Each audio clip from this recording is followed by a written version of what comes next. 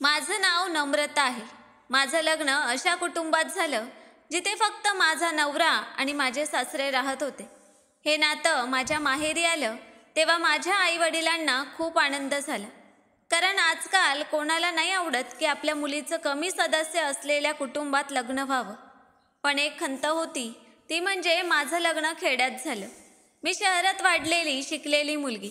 माझी इच्छा होती की माझं लग्न शहरातच व्हावं, एखाद्या श्रीमंत कुटुंबातील मुलाशी. ऐकलं होतं की हा मुलगा चांगली नोकरी करतो, पण मला शहरात शिकलेल्या मुलाशी लग्न करायचं होतं. हा मुलगा खेड्यात शिकलेला होता. माझ्या आईवडिलांनी मला सांगितलं की हा मुलगा खूप चांगला आहे आणि शहरात नोकरी करतो. पण मला असं लग्न नको होतं जिथे माझा नवरा काही दिवसांनी मला सोडून शहरात निघून जाईल आणि मी एकटी सासरी आयुष्य काढावं.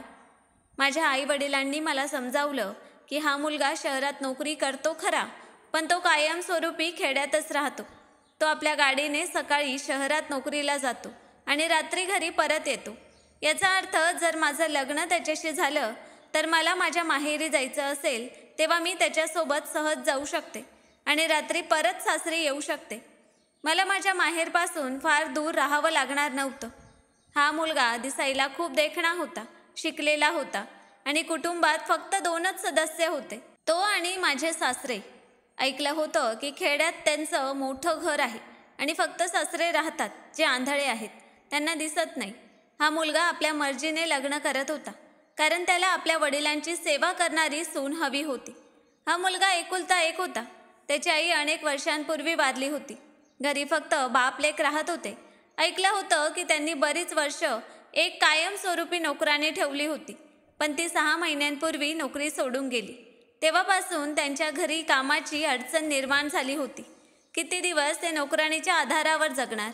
एक ना एक दिवस त्याच्या मुलाला लग्न तर करावंच लागणार होतं. माझे सासरे नेहमीच आंधळे नव्हते. ऐकलं होतं की त्यांची दृष्टी 2 वर्षांपूर्वी गेली. त्यांच्या डोळ्यांना मोतीबिंदू झाला होता आणि त्यांना आपल्या आजाराची वेळीच माहिती मिळाली नाही. हळूहळू त्यांची दृष्टी गेली आणि एक दिवस त्यांची दृष्टी पूर्णपणे बंद झाली. हे नातं माझ्यासाठी चांगलं होतं. नाकारण्याचं कोणतंही कारण नव्हतं. त्यामुळे माझं लग्न साध्या पद्धतीने या मुलाशी झालं. मी माझ्या नवऱ्यासोबत निरोप घेऊन सासरी आले. लग्नाच्या पहिल्या दिवशी खेड्यातील सर्व बायांनी माझं खूप छान स्वागत केलं. मला खाटेवर बसवून सर्वांनी भेटवस्तू दिल्या. मला सासरील खेड्यातील लग्न खूप आवडलं आणि इथल्या रीतिरिवाजांनी माझं मन जिंकलं. सासरी आल्यानंतर मी माझ्या सासऱ्यांचा आशीर्वाद घेतला. असं करत करत बरेच दिवस निघून गेले. मी माझ्या सासऱ्यांची सर्व कामे करायचे, त्यांचे कपडे बदलायचे, त्यांच्याजवळ बसून त्यांच्या गप्पा ऐकायचे. ते सुनबाई सुनबाई म्हणत माझ्याजवळ यायचे. माझे सासरे खूप चांगले माणूस होते. त्यांच्या सवयीही खूप चांगल्या होत्या. पण जेव्हा मी घरकाम करायचे आणि माझी नजर माझ्या सासऱ्यांवर जायची तेव्हा मला असं वाटायचं की ते मला टक लावून पाहत आहेत. पण मग मला आठवायचं की ते मला कसं पाहू शकतात? त्यांची तर दृष्टीच नाही. तरीही ते मला पाहून हसत असायचे. कधी कधी मला हे विचित्र वाटायचं की ते मला का टक लावून पाहत आहेत. पण प्रत्येक वेळी मी हे विसरायचे की माझे सासरे आंधळे आणि वृद्ध माणूस आहेत. ते काहीही पाहू शकत नाही. रोज आमच्या घरी वेगवेगळ्या बाया यायच्या. माझ्याशी थोडं बोलून निघून जायच्या. माझ्या सासऱ्यांचं म्हणणं होतं की आमच्या खेड्यातील लोक खूप प्रेमळ आणि आपुलकीचे आहेत. जेव्हा एखादी नववधू येते तेव्हा इथल्या बाया तिच्याशी असंच बोलायला लागतात. माझे सासरे आपल्या खोलीतून बाहेरही यायचे नाहीत. कधी कधी मी त्यांना पाहून मनात लाजायचे, कारण ते माझे सासरे होते आणि सासरे म्हणजे वडिलांसारखेच. पण मला असं वाटायचं की ते मला सतत टक लावून पाहत आहेत. कधी कधी मी त्यांना चिडून घुरायचे. पण मग मला जाणवायचं की मी वेडी आहे. मी नेहमी विसरायचे की माझे सासरे आंधळे आहेत. आमच्या घरी यापूर्वी कधी कोणी असं नव्हतं, त्यामुळे मला अशा लोकांची सवय नव्हती. पहिल्यांदाच मी माझ्या आंधळ्या सासऱ्यांसोबत राहत होते. माझा नवरा सकाळी ऑफिसला निघून जायचा आणि मी आणि माझे सासरे घरी एकटे राहायचो. लग्नाच्या पहिल्या रात्री माझ्या नवऱ्याने मला समजावलं होतं की माझ्या वडिलांची खूप काळजी घ्यायची आहे. बऱ्याच वर्षांपासून आमच्या घरी नोकराणी होती आणि ती माझ्या वडिलांची खूप काळजी घ्यायची. मी सकाळी नोकरीला जायचो. जेव्हा माझ्या वडिलांना दृष्टी होती तेव्हा ते शेतात कामाला जायचे. पण दृष्टी गेल्यापासून त्यांनी घरातच राहायला सुरुवात केली. काही महिने नोकराणीने साथ दिली, पण नंतर तीही नोकरी सोडून गेली. तेव्हापासून आमच्या घरी खूप अडचणी यायला लागल्या. शेजारची मावशी येऊन माझ्या वडिलांसाठी जेवण बनवायची. पण किती दिवस आम्ही असं दुसऱ्याच्या आधारावर जगणार. लग्नाच्या पहिल्या रात्री माझ्या नवऱ्याने माझी खूप प्रशंसा केली आणि मी खूप आनंदी झाले. मी त्यांना खात्री दिली की मी तुमच्या वडिलांची नेहमी सेवा करेन, त्यांना कशाचीही कमतरता भासू देणार नाही. सकाळी उठल्यानंतर मी सर्वात आधी माझ्या सासऱ्यांसाठी नाश्ता बनवायचे. पहिले 2 दिवस माझा नवरा बाजारातून नाश्ता आणायचा. त्याने मला सांगितलं की तू अजून नववधू आहेस, काही दिवस आराम कर, नंतर तुलाच सगळं काम सांभाळायचं आहे. पण आता मी घरचं सगळं काम करायला लागले, कारण या घरात दुसरी कोणतीही बाई नव्हती. माझा नवरा किती दिवस बाजारातून जेवण आणि नाश्ता आणणार. एक ना एक दिवस मला हे स्वयंपाकघर सांभाळावंच लागणार होतं. माझे सासरेही म्हणायचे की सुनबाई 1-2 दिवस जेवण बाहेरून येईल. पण मी त्यांना सांगितलं की नाही बाबा, मी तशी नाही जी नेहमी आराम करत राहील. मी माझी जबाबदारी पार पाडू इच्छिते आणि या घराची गृहस्थी माझ्या खांद्यावर चालवू इच्छिते. माझ्या या बोलण्याने माझे सासरे आणि नवरा खूप खुश झाले. त्याने सांगितलं की आम्हाला अशीच सून हवी होती. माझा नवरा म्हणाला की तू खूप सुंदर आहेस. सुंदर तर आहेसच, पण त्याचबरोबर खूप समजूतदारही आहेस. मी नाश्त्याचं टेबल सजवलं आणि माझे सासरे माझ्या समोर बसले. मी त्यांना माझ्या हाताने नाश्ता वाढला. माझ्या नवऱ्याने आपल्या वडिलांना आपल्या हाताने नाश्ता भरवला. तो मला पाहून हळूच हसायचा. माझा नवरा घरी असताना आपल्या वडिलांना सर्व काही आपल्या हाताने भरवायचा.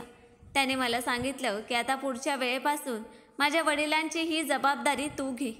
मी आनंदाने म्हणाले की हो नक्कीच, मी घरची सगळी जबाबदारी सांभाळेन.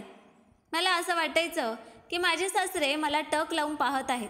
सासऱ्यांचा नाश्ता झाल्यावर माझा नवरा त्यांच्या बाजूच्या खुर्चीवरून उठला आणि माझ्या शेजारी बसला. तो माझा चेहरा पाहून हाताने स्पर्श करत होता. मला भीती वाटायची की कदाचित सासरे आम्हाला पाहतील, पण माझ्या नवऱ्याने इशाराने सांगितलं की ते आम्हाला कसं पाहू शकतात, त्यांची तर दृष्टी नाही. माझा नवरा माझ्यावर खूप प्रेम करायचा.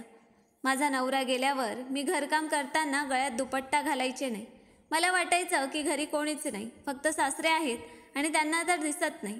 त्यामुळे मी कोणत्याही अवस्थेत काम करायचे आणि सासऱ्यांसमोरही कोणत्याही अवस्थेत जायचे. माझे सासरे खूप चांगले होते, त्यांच्या सवयीही खूप चांगल्या होत्या. कधीकधी मला खूप वाईट वाटायचं की इतक्या चांगल्या माणसाची दृष्टी कशी जाऊ शकते. ते आपल्या एकुलत्या एक मुलाचं लग्न आणि त्याची बायको पाहू शकले नाही. माझ्या सासऱ्यांच्या चेहऱ्यावर नेहमी हसू असायचं. एकदा माझ्या नवऱ्याने मला सांगितलं की माझे वडील खूप प्रामाणिक माणूस आहेत. खेड्यात कोणीही त्यांच्याबद्दल वाईट बोलत नाही. ते नेहमी लोकांचं भलं करतात. सगळे त्यांचा खूप आदर करतात. मी माझ्या नवऱ्याला विचारलं की तुम्ही तुमच्या वडिलांचा उपचार का केला नाही. तो म्हणाला की त्या काळात मला शहरात खूप महत्त्वाच्या बैठका होत्या. मी काही आठवडे तिथेच होतो. माझ्या वडिलांना मला त्यांची अडचण सांगून त्रास द्यायचा नव्हता. त्यांनी मला काहीच सांगितलं नाही. हळूहळू त्यांची दृष्टी गेली. जेव्हा मी बऱ्याच दिवसांनी घरी परतलो तेव्हा मला हे समजलं. जर त्यांनी मला वेळेत सांगितलं असतं तर मी त्यांना शहरात घेऊन जाऊन उपचार केले असते. कदाचित ते बरेही झाले असते, पण त्यांनी उपचार न करण्याचा हट्ट धरला.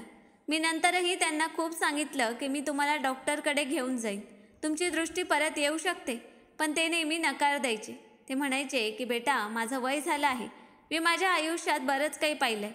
आता तुझं आयुष्य जगण्याची वेळ आहे. तू लग्न कर, तुझं आयुष्य जग, माझं काय आहे. एक दिवस या जगातून निघून जाईल. मी म्हातारा झालो आहे. हळूहळू शरीरात आजार वाढत जातील आणि एक दिवस सर्व काही संपेल. तू काळजी करू नकोस. मी पाहू शकत नाही, पण ऐकू तर शकतो ना. मी सर्व काही अनुभवू शकतो. मला फक्त तुझं सुख पाहायचं आहे आणि माझ्या हयातीत तुझं घर बसलेलं पाहायचं आहे. असं म्हणून ते बोलणं संपवायचे. मी म्हणाले की तुम्ही त्यांना जबरदस्तीने डॉक्टरांकडे का नेलं नाही. माझा नवरा म्हणाला की तुला माहीत नाही, माझे वडील खूप हट्टी आहेत. मी त्यांच्याशी जास्त जबरदस्ती करू शकत नाही.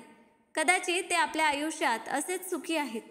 माझ्या नवऱ्याने सांगितलं की माझ्या येण्यापूर्वी ते त्यांची सगळी कामं स्वतः करायचे, पण आता ती सगळी जबाबदारी माझ्यावर आली आहे. मी माझ्या सासऱ्यांना माझे वडील मानून त्यांची सगळी कामं करायची. मी माझ्या नवऱ्याला खात्री दिली की मी असताना घरात कधीच कोणती अडचण येणार नाही.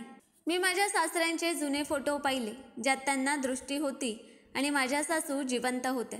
माझ्या सासू खूप सुंदर होत्या आणि माझे सासरे तरुणपणी खूपच देखणे होते.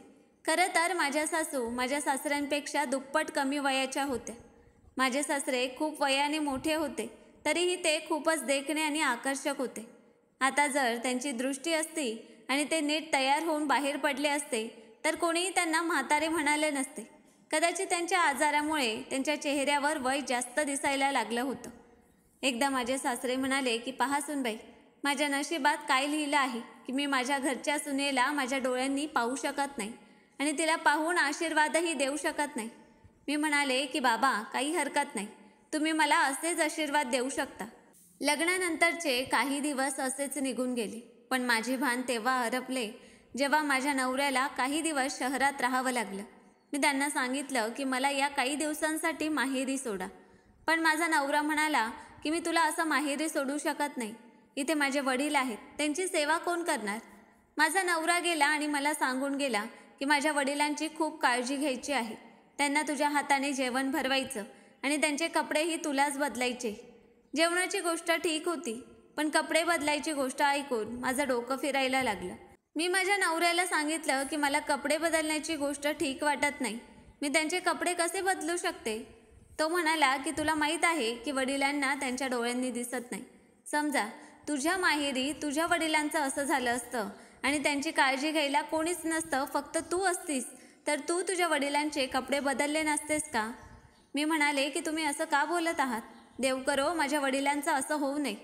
तो म्हणाला की म्हणूनच मी सांगतोय की तू माझ्या वडिलांची सगळी कामं कर. मी गोंधळात पडले होते. मी विचार करत होते की हे काम करावं की नाही. माझे सासरे जसेही असले ते माझे सासरे होते, म्हणजे माझ्या वडिलांसारखे. जर कोणी लहान मूल असतं तर मी माझ्या नवऱ्याच्या सांगण्याशिवाय हे काम केलं असतं, पण माझ्या सासऱ्यांचं हे काम करताना मला लाज वाटत होती. माझा नवरा गेल्यावर माझ्या सासऱ्यांनी मला सुनबाई सुनबाई म्हणत हाक मारली. मी धावतच त्यांच्या खोलीत गेले. तिथे पाहिलं तर ते धोती आणि बनियान घालून उभे होते. त्यांनी मला विचारलं की सुनबाई, महेश गेला का? मी म्हणाले की हो, अर्ध्या तासापूर्वी निघाले.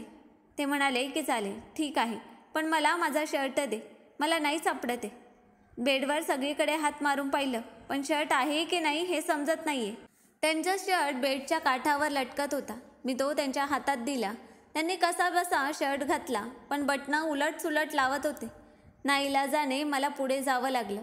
मी म्हणाले की सोडा, मी बटन लावते. मी त्यांच्या शर्टचे बटन लावत होते तेव्हा ते हसत होते. अचानक त्यांचा हात माझ्या कमरेला लागला. मी त्यांना काही बोलू शकले नाही, कारण त्यांना त्यांचा हात कुठे लागला हे माहीतच नव्हतं. त्यांना जाणवलं की त्यांचा हात मला लागला आणि त्यांनी लगेच हात काढला. कदाचित त्यांचा हात चुकून लागला असावा. मी त्यांना शर्ट घालून दिला. मग त्यांनी सांगितलं की सुनबाई, माझे केसही नीट कर. मी ड्रेसिंगवरून कंगवा घेऊन त्यांचे केस विंचरले. मग ते म्हणाले की सुनबाई, जरा मला तुझे हात दे. मी विचारलं की का बाबा, काय झालं? ते म्हणाले की दे ना जरा. मी घाबरत घाबरत त्यांना माझे हात पकडायला दिले. मी विचार करत होते की ते माझे हात का पकडत आहेत.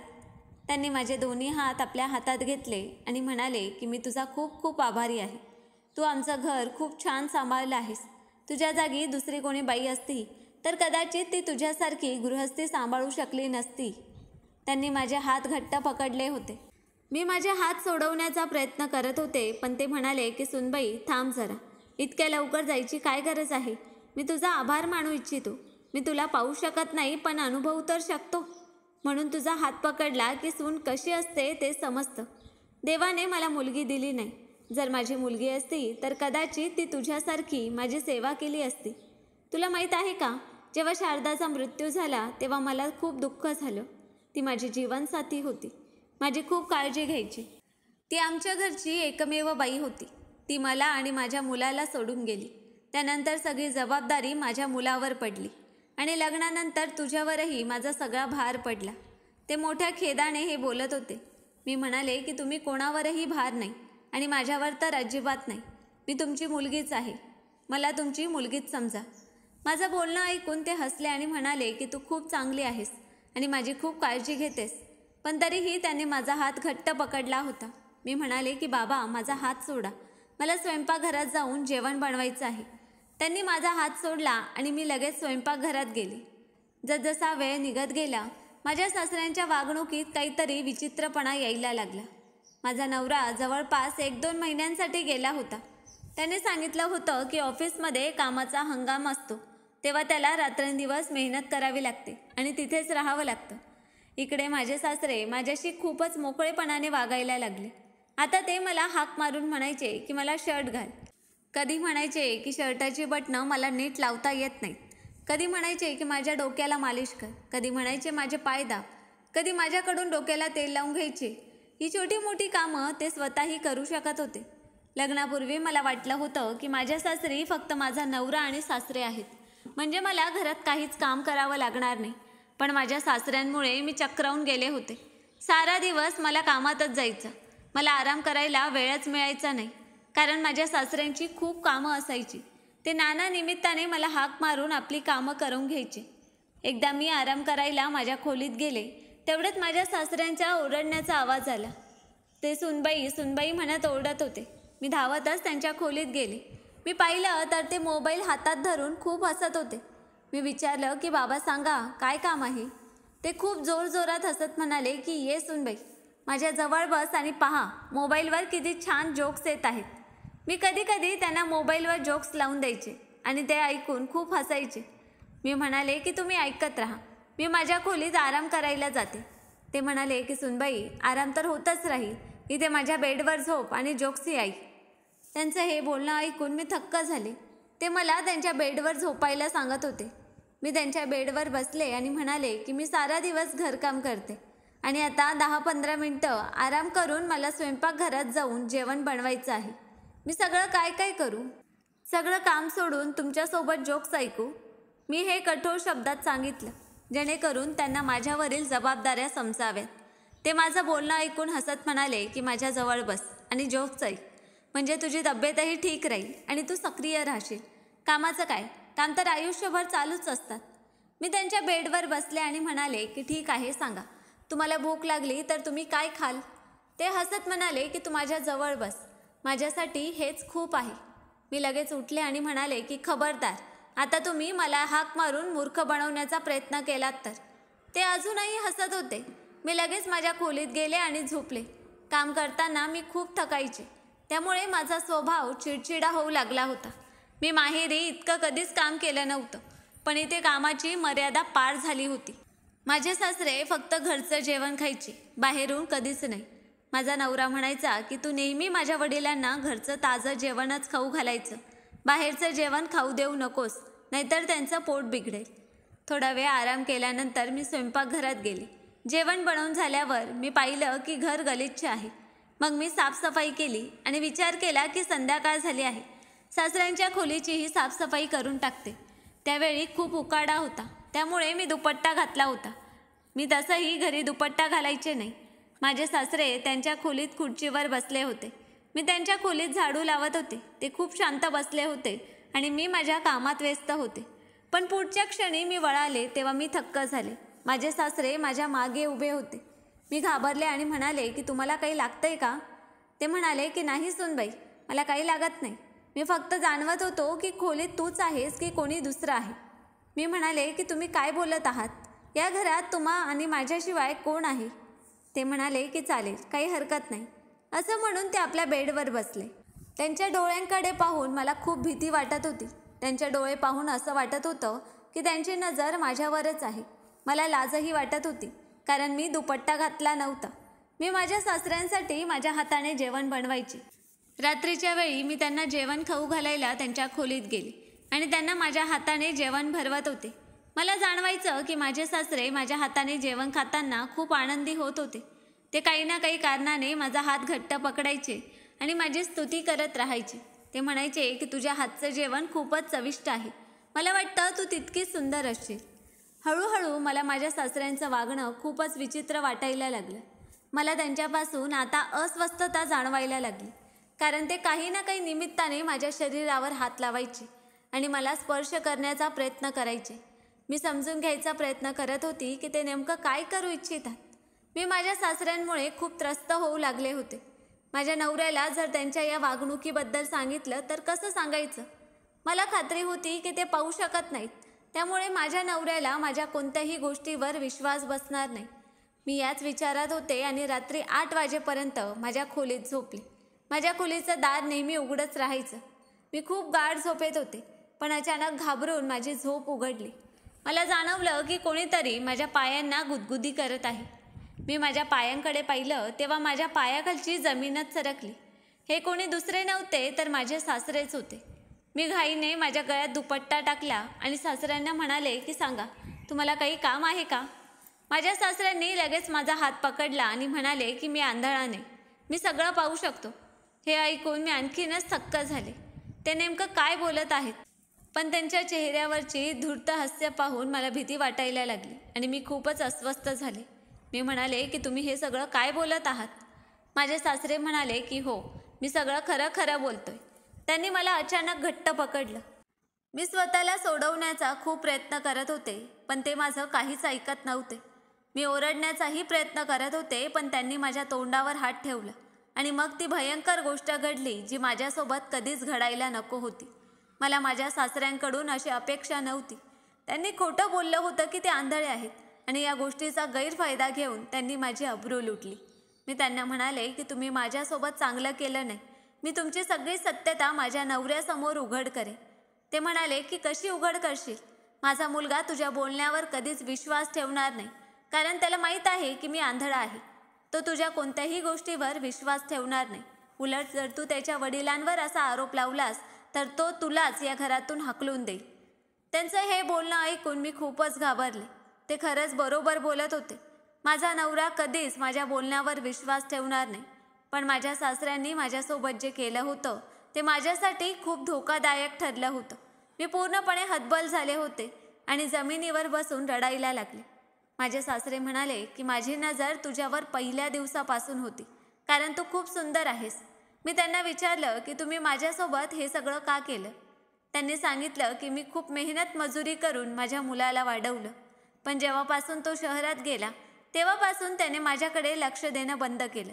मग मी योजना आखली की मी माझ्या मुलाचं लक्ष माझ्याकडे वेधण्यासाठी मला आंधळा व्हावं लागेल. म्हणून मी माझ्या मुलाला खोटं सांगितलं.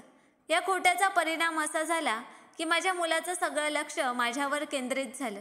मग त्याने लग्न केलं आणि तुला घरी आणलं. तुला पाहताच माझी नियत बिघडली. माझा मुलगा आणि तू दोघंही माझ्यावर विश्वास ठेवत होते की मी आंधळा आहे. मला माहीत होतं की माझा मुलगा प्रत्येक 3-4 महिन्याला 1-2 महिन्यांसाठी ऑफिसमध्ये थांबतो. मी त्या संधीची वाट पाहत होतो की तो कधी जाईल आणि मी तुझा गैरफायदा कधी घेईन. मी हतबल आणि असहाय्य होऊन हे सगळं ऐकत रडत होते. पण कदाचित माझं नशीब खूप चांगलं होतं. जेव्हा माझ्या सासऱ्यांनी मला त्यांची कहाणी सांगायला सुरुवात केली तेव्हा माझा नवरा दारात उभा राहून त्यांची सगळी बोलणी ऐकत होता. देवाने माझी खूप साथ दिली होती. मला माझ्या नवऱ्याला काहीच सांगण्याची गरज पडली नाही. त्याने स्वतःच्या कानांनी आपल्या वडिलांचं सगळं बोलणं ऐकलं होतं. खरं तर 26 नोव्हेंबरला माझा वाढदिवस असतो. माझ्या नवऱ्याला माहीत होतं की माझा वाढदिवस येत आहे, म्हणून तो मला सरप्राईज देऊ इच्छित होता. तो 25 तारखेलाच रात्री शहरातून घरी निघाला होता, कारण त्याला मला आश्चर्याचा धक्का द्यायचा होता. जेव्हा तो घरी पोहोचला तेव्हा त्याने दार उघडं पाहिलं आणि त्याने आपल्या वडिलांचं सगळं बोलणं ऐकलं. हे सगळं पाहून माझ्या नवऱ्याने त्यांना खूप मारलं आणि त्यांच्याशी सगळे नातेसंबंध तोडले. मला घेऊन तो शहरात गेला. माझ्या नवऱ्याने आपल्या वडिलांच्या वतीने माझी खूप माफी मागितली. आता मी माझ्या नवऱ्यासोबत शहरात राहते. माझ्या नवऱ्याने आपल्या वडिलांशी सगळे संबंध संपवले आहेत. तर मित्रांनो, माझ्या नवऱ्याने माझ्या सासऱ्यांना त्यांच्या कृत्याची जी काही शिक्षा दिली ती योग्य होती का? तुमचं मत आम्हाला कमेंट्स करून नक्कीच सांगा. आणि कथा आवडली असेल तर व्हिडिओला लाईक आणि चॅनलला सबस्क्राईब करायला विसरू नका. धन्यवाद.